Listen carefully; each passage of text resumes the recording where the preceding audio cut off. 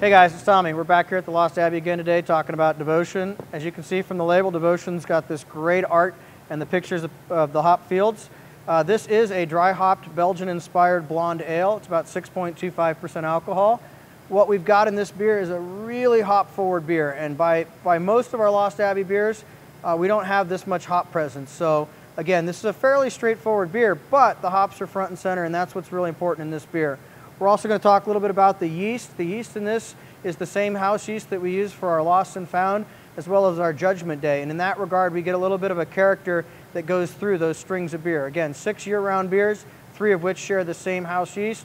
So you should have a little bit of a perspective that resonates and is sort of similar, although in this beer, we try to tone down the yeast component just a little bit to allow those hops to shine through.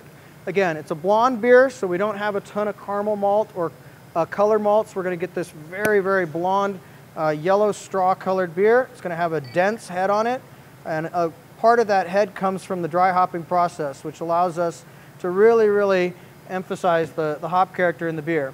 It is the only Lost Abbey year-round beer that we produce that does go through the dry hopping process of hops being added to the conditioning tank. On the nose, we get a real spicy texture. That comes from the Tettnang hops that we use in the dry hopping process. There's a little bit of the yeast that comes into play, although again, we've kind of restrained that and tempered it a little bit. On the flavor level, this beer has a ton of hop bite to it and very little residual sugar. So what we've got is a very smashingly drinkable pale ale style beer with not a lot of residual sugar. And so this is just a very effervescent bone dry beer with hops doing the majority of the flavoring.